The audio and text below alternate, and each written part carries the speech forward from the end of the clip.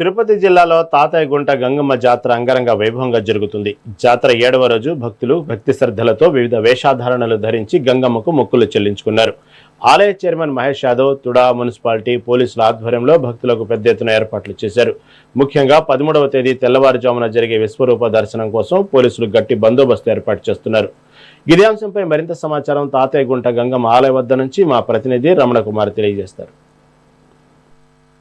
తిరుపతి శ్రీ తాతయ్యగుంట గంగమ్మ జాతర అంగరంగ వైభవంగా జరుగుతుంది. 5వ తేదీ నుంచి కూడా ప్రారంభమైన ఈ జాతరకు విశేష స్పందన లభిస్తుంది. ఏదైతే ఆలయ చైర్మన్ మహేష్ యాదవ్ ఆధ్వర్యంలో కూడా ఈ జాతర ఎంతో ఘనంగా నిర్వహిస్తున్నారు. ముఖ్యంగా పోలీసులు, అలాగే జిల్లా కలెక్టర్ కావచ్చు, అలాగే మున్సిపాలిటీ కార్పొరేషన్ కూడా వీరందరూ సహకారంతో కూడా ఈ జాతరను అంగరంగ వైభవంగా అధికారులు అయితే నిర్వహిస్తున్న పరిస్థితి అయితే ఉంది. ఉదయం నుంచి రాత్రి వరకు కూడా పెద్ద ఎత్తున భక్తులంతా కూడా తరలి వచ్చి ఇక్కడ మొక్కులు అయితే చెల్లించుకుంటున్న పరిస్థితి అయితే ఉంది. వివిధ వేషధారణలతో కూడా పెద్ద ఎత్తున ఇక్కడ ప్రజలు వచ్చి తమ మొక్కులను అయితే చెల్లించుకుంటున్న పరిస్థితి అయితే ఉంది. ముఖ్యంగా చిన్న పిల్లలతో నుంచి పెద్దల సహా ఎక్కువ వేషాలు వేసుకుంటూ కూడా అమ్మవారికి మొక్కులు చెల్లించుకుంటున్న పరిస్థితి అయితే మనం చూడొచ్చు. ముఖ్యంగా ఏదైతే అమ్మవారు పాలేగాళ్లను సంహరించడానికి వివిధ రూపాలలో ఆమె ఇక్కడ పాలేగాడిని సంహరించిన సందర్భంలో ఎటువంటి వేషధారణలు వేసిందో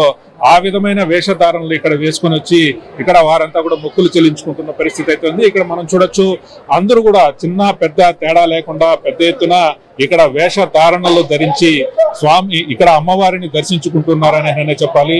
అమ్మవారిని దర్శనం చేసుకొని తమ మొక్కులనైతే చెల్లించుకుంటున్నారు. ముఖ్యంగా 7 రోజుల పాటు అంటే 9 రోజుల పాటు జరిగే ఈ ఉత్సవాలలో 7 రోజుల పాటు వివిధ వేషాలలో ప్రజలంతా కూడా ఇక్కడ అమ్మవారిని దర్శనం చేసుకుని తమ మొక్కులనైతే చెల్లించుకుంటూ ఉంటారు. మనం చూడొచ్చు ఇక్కడ వేషధారణలను ఏ విధంగా చేసుకుని వస్తున్నారు. శివుడు వేషం కావచ్చు, అమ్మవారి వేషం కావచ్చు, అలాగే వెంకటేశ్వర స్వామి వేషం కావచ్చు, అలాగే మగవారు ఆడవారి వేషం వేసుకొని కూడా ఇక్కడికి వచ్చి తమ మొక్కులనైతే చెల్లించుకుంటున్న పరిస్థితి అయితే ఉంది.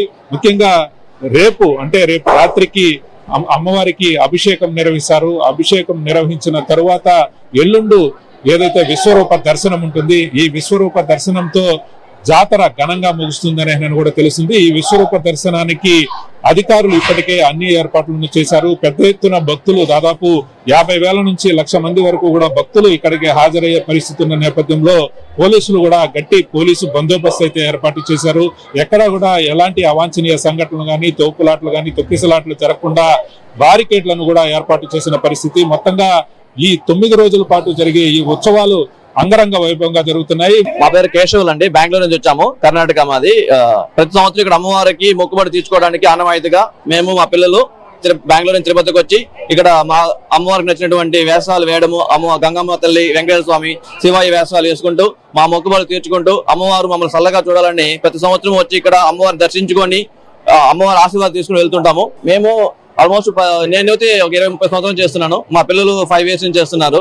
సో అమ్మవారు అంటే మా చిన్నప్పుడు మా తాత ముత్తాతల నుంచి మాకు ఇచ్చిన నమ్మకం ఇది. యాక్చువల్ గా అమ్మవారికి మొక్కుని ఒక యాస వేసుకొని మన ఇక్కడ అమ్మవారి దర్శనం చేసుకెళ్ళామంటే మన కోరికలను తీరుతాయని చెప్తుంటారు.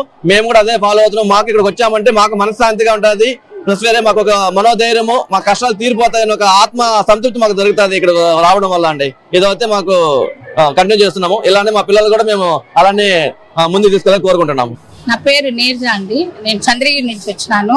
ఈ గంగమ్మ జాతర దేశంలో 1-2 రోజులు, ఎక్కడైనా 1-2 రోజులు మాత్రమే జరుగుతుంది గంగమ్మ జాతర.